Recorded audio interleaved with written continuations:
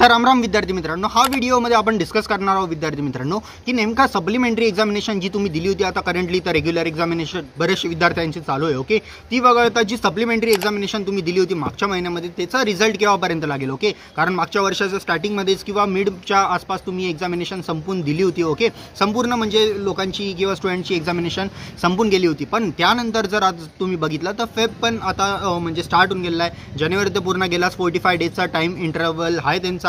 Okay, तर around तुम्ही जर एक्सपेक्ट केलं तर 20 to 30 तर या मंथमध्ये नाही येणार, पण अराउंड 20 to 25 किंवा जास्तीत जास्त झालं तर 1 मार्चपर्यंत तुमचा रिझल्ट वगैरे जो आहे तो declare as expected as per द्या रूल्स लागलं तर पाहिजे. पण आपल्याला माहिती की डी बाटूमध्ये जे ते रिझल्ट वगैरे थोडेसे लेट लागतात, थोडेसे नाही भरपूरच लेट लागतात. हां, तर मग जर तुम्ही विचार केला की दादा यावेळेसचा रिझल्ट केव्हापर्यंत लागेल, तर गाईज ॲज पर माय एक्सपेक्टेशन तुमचा रिझल्ट जे आहे तो तुम्हाला 10 मार्च नंतरच बघायला भेटेल. ओके, आता तुम्ही बोलाल की दादा 1 मार्चला रिझल्ट वगैरे लागणार नाही का किंवा 5 मार्चपर्यंत, तर विद्यार्थी मित्रांनो थोडीशी यामध्ये कफावत आहे. कारण की तुम्ही बघू शकता की युनिव्हर्सिटीकडे आता रेग्युलरचे पेपर गेले. ओके, हालाकी त्यांचे म्हणजे मोस्ट ऑफ दी जे ते कॉलेजेसमध्ये म्हणजे पूर्ण युनिव्हर्सिटीमध्येच आपण बोलू शकतो की 15 तारखेपर्यंत सप्लिमेंटरी होऊन गेली होती. त्यानंतर त्यांना 15 दिवस परत भेटले. पण हां विद्यार्थी मित्रांनो, तुम्ही जर एक गोष्ट लक्षात घेतली की जी पण संख्या आहे डी बाटूमधले विद्यार्थ्यांची ती खूपच जास्त असते. तो सप्लिमेंटरी राहू का रेग्युलर राहू. ओके, तर अर्ध्याच्या वरती विद्यार्थ्यांनी जे ते यावे जे ते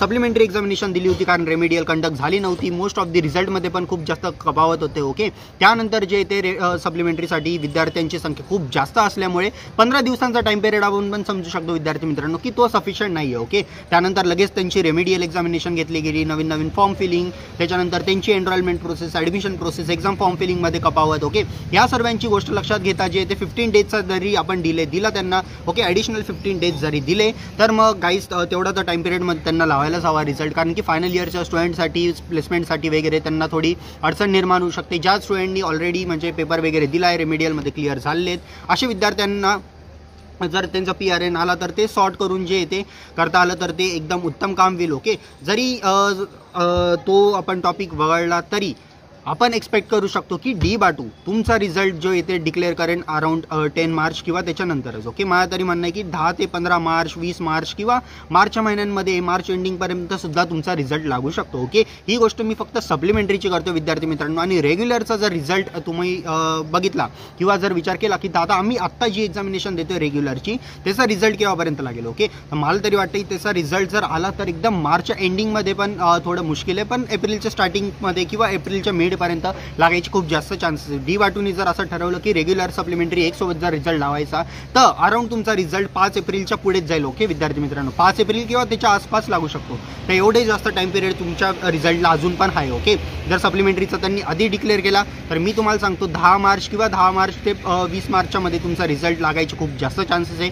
आणि जर डिले झाला तर मग 20 मार्च नंतर तुमचा रिझल्ट कधीही लागू शकतो. आणि रेग्युलरची जर गोष्ट केली आपण तर रेग्युलरची तुमचं म्हणजे जो काही रिझल्ट वगैरे तो डायरेक्टली लागेल एप्रिलमध्ये. ओके, मार्चमध्ये लागायची खूप कमी चान्सेस, खूपच जास्त कमी आहे, कारण की तुमची एक्झामिनेशनच अजून खूप जास्त दिवस चालतील विद्यार्थी मित्रांनो. ओके, कारण की बराचसा टाइम पिरियड अजून पण फेबला बाकी आहे आणि 28 दिवसांचा महिना असल्यामुळे येथे थोडा टाइम कमी वगैरे भेटतो. 45 डेज ॲटलिस्ट त्यांना लागतात, पण ते 45चे थोडे जास्त दिवस घेतात. ओके, तर त्यामुळे रिझल्ट तुमचा लेट लागेल. तर मी तुम्हाला परत एकदा समरी सांगून देतो.